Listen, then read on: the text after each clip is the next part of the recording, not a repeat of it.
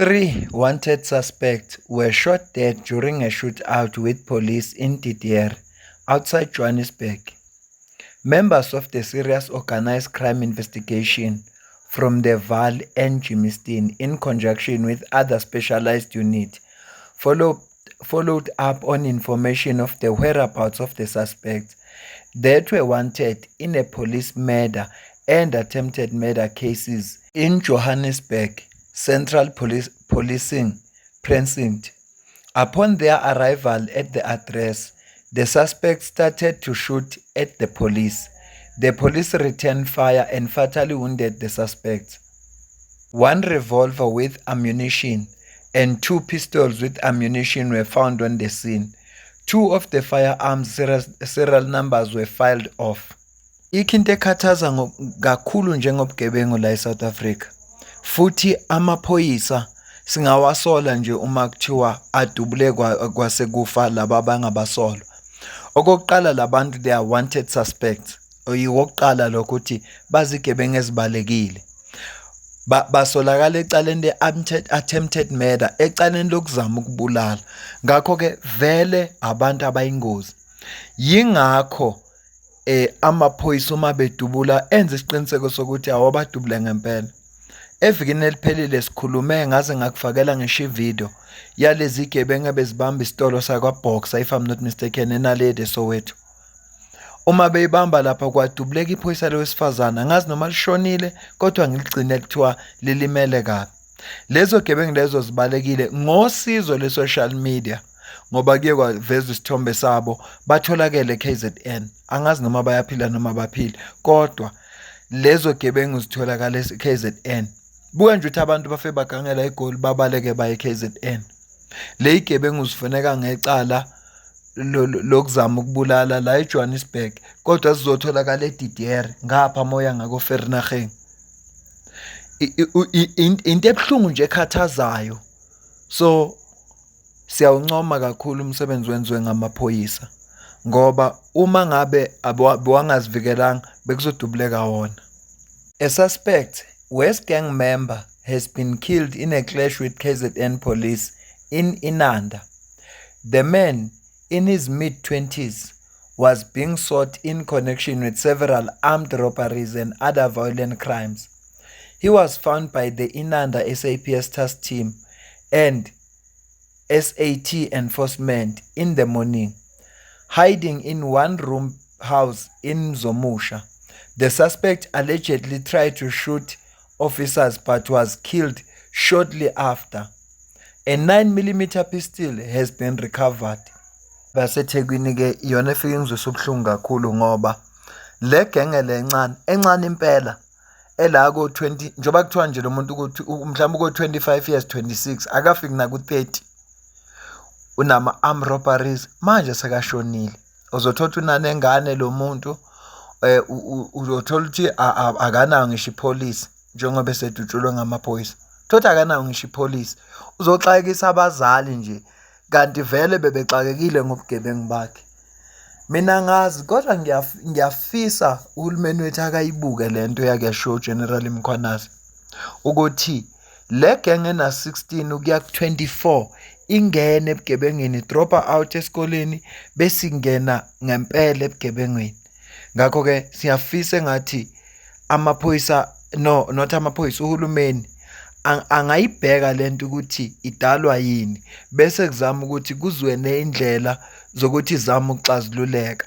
Kodwa ke enye vele isiphumile esandleni ngoba labafana bekho soba kuyilento futhi abazibhemayo.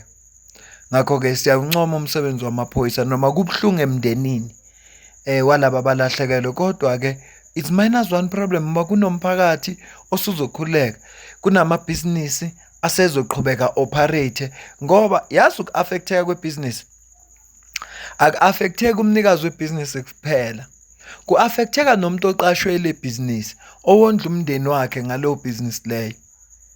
So ibhlungu lapho. Ngakho ke yebo khona siyawuzwela umndeni ngoba kubo noma ingane yabo isigebengu kodwa ubhlungu bokushiwo ukushonelwa ingane yabo akulula ukuthi uwemukela ngoba umuntu wakubo bekuyisigebengu. ungcono noboshiwe ngoba likhona ithemba lokuthi mhlawumbe uzophuma ngelinye ilanga. Umehluko lapho. Nakhona futhi akuna guarantee ngoba kwakhona ejele bayabulalana. Kodwa nje ithemba nje lisuke likhona. Kodwa uma sekuthiwa ushonile lisuke selingasekho lelo themba. Kuyadumaza-ke futhi nokuzwa kuboshwa kakhulukazi labantu abasebenzela uhulumeni ngoba yibona abantu laba esifisa ukuthi babe umzekelo. Udaba engizokhuluma ngalo manje lithinta usister laba abalekelela abantu ngokubelethisa. Bathi na midwife athi sifunde udaba lwakhona sizovala ivideo.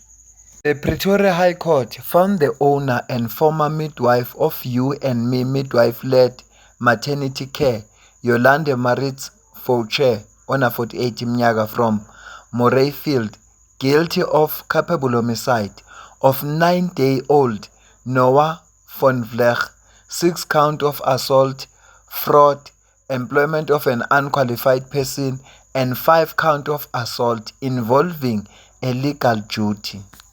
Between 2019 and 2020, Fouché would administer function as a midwife, such as running pregnancy checks up for pregnant women and assist them to give birth at Fouché practice in Morayfield. During the pregnancy and birthing process of those women, Fouché would overlook pregnancy complications in respect of her patient and not refer them to the appropriate specialists. Fouché would also say to the pregnant woman that she is capable of performing normal to low-risk birthing. During the birthing process, Fouché would offer the pregnant mothers water mixed with Cytotec or oxytocin in order to induce and augment their labor without their knowledge. On 3 April 2019, one of the victims' labor was induced. She gave birth and 9 days later her baby died due to the complications overlooked by Fouché. In 2020, Fouché was reported to the South African Nursing Council by the victims, and criminal cases against her were opened at Silverton Police Station. After an investigation by the police, Fouché was arrested on the 24th of June 2024 at her place of residence. In court, Fouché pleaded not guilty to the charges preferred against her and denied committing the offences. However, the state prosecutor, Advocate Jennifer Cronje, presented compelling evidence by Fouché's daughter, the victim, and Professor Priya Soma Pillay, as well as Professor Izel Smart, both experts from Steve Biko Academic Hospital, who compiled detailed medical reports about antenatal care, labor and delivery, as well as neonatal emergency care, proved the state's case beyond reasonable doubt. The matter has been postponed to 25 May 2026 for sentencing proceedings. Ngobuzwa-ke la ubekwe icala okuthiwa i-capable homicide, okusho ukuthi ukubulala okungenanhloso. Ubulale ngokungenhloso ngoba usebenzise izinto ezi-wrong obekungafanele azisebenzise. Bekufuneka uma ibona ukuthi kunama-complications athathe lo wesifazane loyo amrefere kuma-specialist, abantu abaqeqeshelwe lokho, bafike laba balibhekisise kahle bese bekwazi ukumlekelela. Kodwa ngoba yena ubone ukuthi akamphuzise lento ade bezibala la engingazazi amagama azo, lokho ku-affect ingane okuthe emveni kwey'nsuku izelwe yayisiyashona. Yingakho-ke ebeka icala le-capable homicide. Ngiyafisa mina ukuthi umuntu uma ngabe enze njengalo ajeze ukuze nabanye bazobona ukuthi akudlalwa.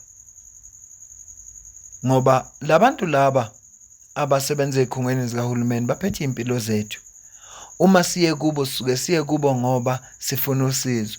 Ayikho into enhle njengokuthi uma yena njengoba ngiyacabanga ukuthi mhlambe le ndawo yakhe beyi-private ubekhokhelwa, mhlambe nube sebuka imali engasabuka ukuthi lento adila nayo akanalwazi lwayo.